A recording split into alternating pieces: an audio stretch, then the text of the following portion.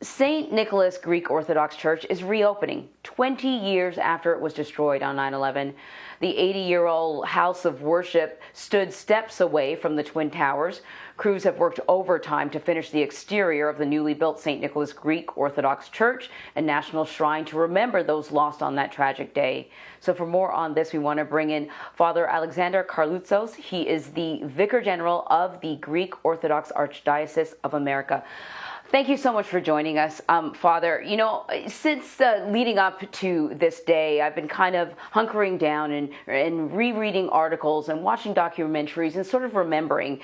And I find myself more emotional now about this anniversary than I was maybe a decade ago. I'm wondering how you're feeling coming up on this 20th year since the 9/11 attacks. Well, thank you very much, Anne-Marie, for having us on this program.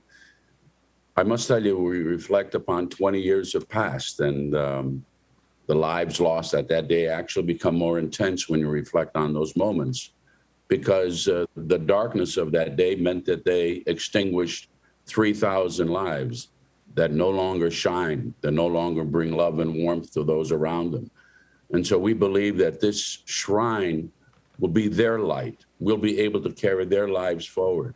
And we are honoring them on sacred ground, because 9/11, for those of us who are Americans, for those who believe in freedom and democracy, they are heroes. They're victims of our way of life, the American way of life, New York strong.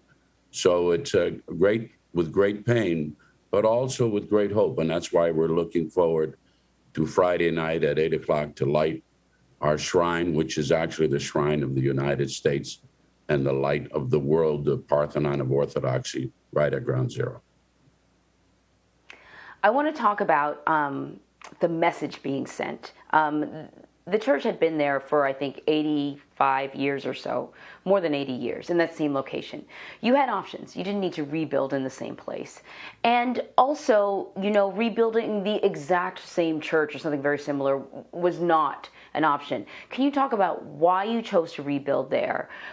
What about this new building is a nod to the church that was there before for decades, and also an acknowledgement of the tragedy that occurred just steps away? Well, what occurred at that time, we worked with the Port Authority, and they told us that they were going to build a transportation hub. So for a period of about 8 years to 9 years, they had to build the ceiling, or the ultimate place where we put our church. Then they gave us two options: to stay where we were at 155 Cedar, or to move to 130 Liberty. And we felt that 130 Liberty, it would be closer to the memorial. It would allow our church to face east rather than north. And that is a tradition in the Orthodox Church, that the church must always face east in anticipation of the resurrection. So 130 Liberty was chosen by the Archdiocese at that time and offered by the Port Authority. What we felt that, as if you remember, Governor Pataki at the time wanted one tower to be 1,776, to rebuild strong, to rebuild the promise and the freedom of America, the spirit of 1776. Well, we're Americans. And so we wanted to take this church, which was a small little church, and make it a shrine for all the world to be able to find comfort in. The old St. Nicholas, people would come all the time, no matter what their faith were. Christian, Jewish, Muslim, I must say, Hindus, they would go in there because they were working at the marketplace, Wall Street. It was difficult on many occasions for people. So they found reflection and meditation there.